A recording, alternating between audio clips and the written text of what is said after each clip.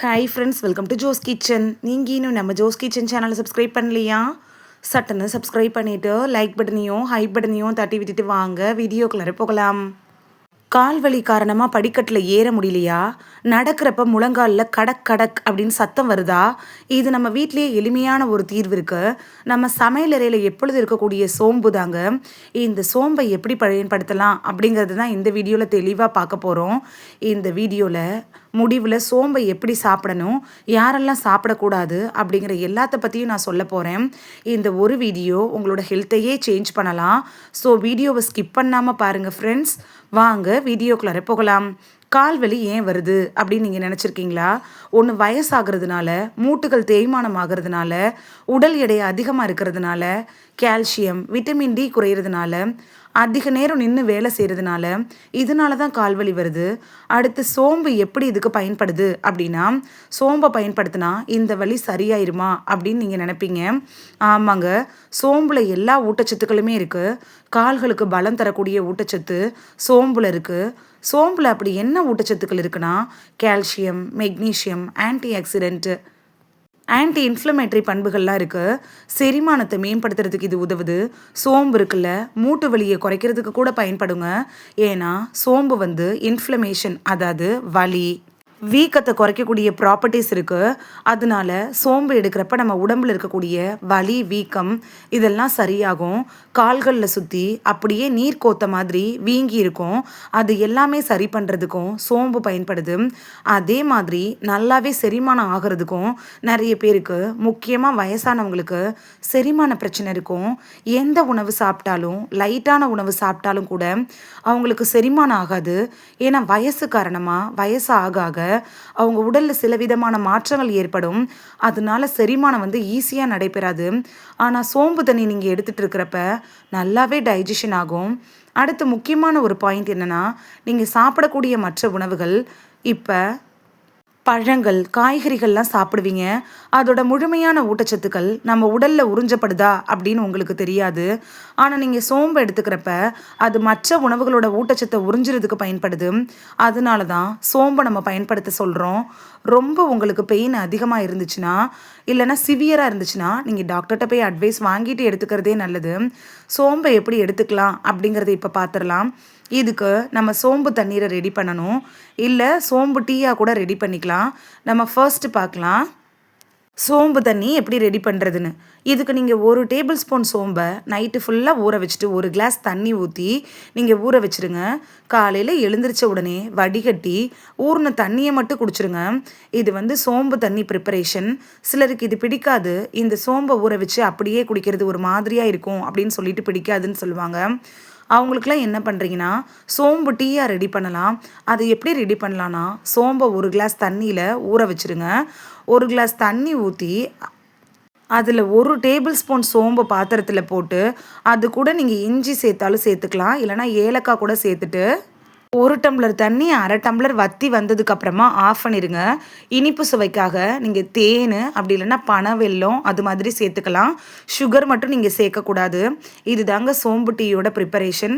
இதை நீங்கள் காலையில் வெறும் வயிற்றில் சாதாரணமாக குடிப்பீங்கள்ல, அந்த டீ காஃபி அவாய்ட் பண்ணிவிட்டு குடிக்கலாம். இது ஒரு மெத்தடுங்க. இந்த மெத்தடில் உங்களுக்கு எந்த மெத்தட் பிடிக்குதோ அதை நீங்கள் பயன்படுத்தலாம்.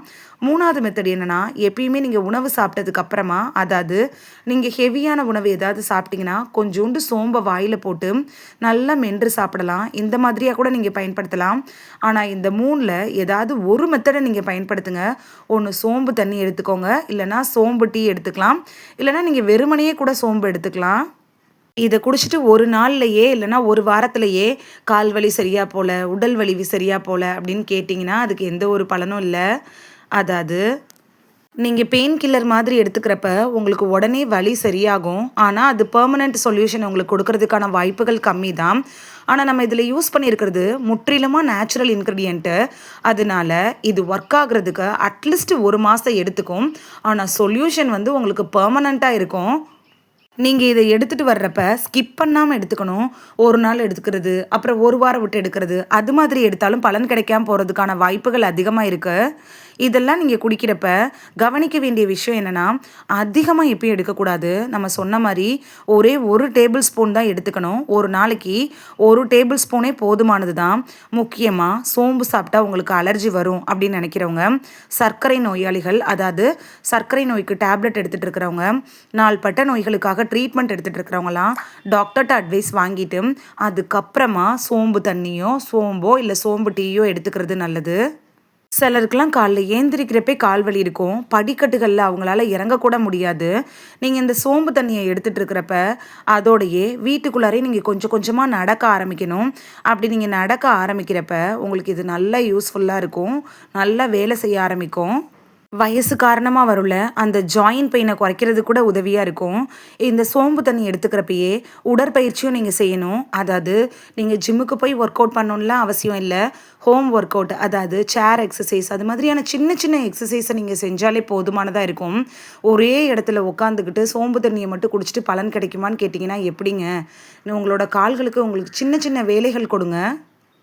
இதோடையே நீங்கள் இந்த டிப்ஸையும் ஃபாலோ பண்ணுறப்ப உங்களுக்கு சீக்கிரத்திலே நல்ல ஒரு ரிசல்ட் கிடைக்க ஆரம்பிக்கும். அதாவது கால்சியம் நிறைந்த உணவுகளை எடுத்துக்கோங்க. கால்சியம் எதில் அதிகமாக இருக்கும் அப்படின்னு உங்களுக்கு ஒரு டவுட் வரலாம். முருங்கைக்கீரை தாங்க. முருங்கைக்கீரையில் அந்த அளவுக்கு கால்சியம் இருக்குது. பாலை விட பல மடங்கு இந்த முருங்கைக்கீரையில் கால்சியம் இருக்குது. உங்களுக்கு ஃப்ரெஷ்ஷாக முருங்கைக்கீரை கிடைக்கும்னா வாரத்தில் 3 முறையாவது நீங்கள் முருங்கைக்கீரையை சமைச்சு சாப்பிடலாம். சூப்பு, கீரை பொரியல், அப்புறம் முருங்கைக்கீரை சாம்பார், இது மாதிரி வச்சு சாப்பிடலாம். இல்லை உங்களுக்கு கிடைக்கிறதுக்கு கஷ்டம் அப்படின்னா கிடைக்கிற டைமில் வாங்கி நிழல்லையே உலர்த்தி பொடி பண்ணி வச்சுட்டு நீங்கள் சாதத்தில் போட்டு கூட சாப்பிடலாம். இதனால் உங்கள் கால்களுக்கு ஒரு நல்ல ஸ்ட்ரென்த்து கிடைக்கும், எலும்புகளை இரும்பாக்கும். வாரத்தில் அதே போல் 3 டைமும் நீங்கள் முட்டை எடுத்துக்கலாம்.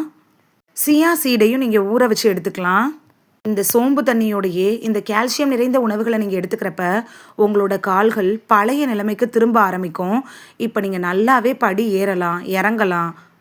யாரோட துணையும் இல்லாமல் நீங்கள் நடக்க ஆரம்பிப்பீங்க. உங்களுக்கே ஒரு சுதந்திரம் கிடைச்ச மாதிரி ஃபீல் பண்ணலாம். முக்கியமாக தூக்கங்கிறது ரொம்பவே முக்கியங்க. ஒரு நாளைக்கு 7லேருந்து 8 மணி நேரம் நீங்கள் கட்டாயம் தூங்கணும். மதியானம் தூங்கிட்டோமே அப்படின்னு நைட்டு தூக்கத்தை அவாய்ட் பண்ணாதீங்க. நைட்டில் நீங்கள் 7லேருந்து 8 மணி நேரம் அவசியம் தூங்கணும். அதே போல் தண்ணியும் நீங்கள் நல்லா குடிக்க ஆரம்பிக்கணும். ஒரு நாளைக்கு 3லேருந்து 4 லிட்டர் தண்ணி அவசியமாக இந்த கோடை காலத்தில் குடிக்கணும். இந்த சோம்பு தண்ணியை குடித்து 10 நாள் கழித்து லைட்டாக ஃபீலிங் உங்களுக்கு தெரிய ஆரம்பிக்கும். அதாவது மாற்றங்கள் தெரிய ஆரம்பிக்கும். ஏதோ ஒரு மாற்றத்தை நீங்களே உங்கள் உடம்புல உணர ஆரம்பிப்பீங்க. 1 மாதம் கழித்து நீங்கள் தொடர்ந்து நீங்கள் எடுத்துகிட்டு இருக்கிறப்ப உங்களுக்கு நல்ல ரிசல்ட் தெரிய ஆரம்பிக்கும். நீங்கள் நடக்கிறதுல நல்ல மாற்றங்கள் தெரிய ஆரம்பிக்கும். அதுக்கடுத்து நான் சொல்ல வேணாங்க, நீங்களே இதை ஃபாலோ பண்ண ஆரம்பிச்சிருவீங்க. உங்கள் உடம்புக்குள்ளார ஒரு மன உற்சாகம் அதிகமாக மனசு சந்தோஷப்படும். அதனால நீங்கள் இதை தொடர்ந்து எடுக்க ஆரம்பிப்பீங்க. அதுக்கப்புறமா நீங்கள் ஜாலியாக உங்களோட பிள்ளைங்களோட பேரங்களோட வாக்கிங் போகலாம், என்ஜாய் பண்ணலாம். இந்த வீடியோவில் சாதாரணமாக நம்மளோட சமையலறையில் இருக்கக்கூடிய சோம்பு பயன்படுத்தி செய்யக்கூடிய தண்ணினால் நம்மளோட கால் வலி, கை வலி, முழங்கால் வலிலாம் எப்படி குணமாகும் அப்படிங்கிறத பற்றின ஒரு தெளிவான விளக்கத்தை தான் பார்த்தோம். இது உங்களுக்கு ரொம்ப யூஸ்ஃபுல்லாக இருந்திருக்கும் அப்படின்னு நம்புகிறேன். இந்த வீடியோ உங்களுக்கு பிடிச்சிருந்துச்சுன்னா லைக் பட்டனையும் ஹை பட்டனையும் தட்டி விடுங்க. இது உங்கள் ஃப்ரெண்ட்ஸுக்கு பயன்படணும் அப்படின்னு நினச்சிங்கன்னா ஷேர் பண்ணி விடுங்க. நிறைய பேர் சப்ஸ்கிரைப் பண்ணாமல் பார்க்குறீங்க ஃப்ரெண்ட்ஸ். நீங்களும் சப்ஸ்கிரைப் பண்ணிவிட்டு பார்த்தா நமக்கு பவர் கிடைக்கும். நீங்கள் சப்ஸ்கிரைப் பண்ணிவிட்டு பார்க்குறது இது மாதிரியான வீடியோக்கள் தொடர்ந்து போடுறதுக்கு எங்களை மோட்டிவேட் செய்கிற விதமாக அமையும் ஃப்ரெண்ட்ஸ். சப்ஸ்கிரைப் பண்ணுறதோடு மட்டும் இல்லாமல் பக்கத்தில் இருக்க பெல் ஐக்கானை கிளிக் பண்ணி ஆளுங்கிற ஆப்ஷனை கிளிக் பண்ணி வச்சிட்டிங்கன்னா நாங்கள் வீடியோ போட்ட உடனே நோட்டிஃபிகேஷன் உங்கள் செல்ஃபோனை வந்தடையும். நாளைக்கு வேறொரு ஆரோக்கியமான பதிவில் சந்திக்கலாம். தேங்க்யூ, பாய்.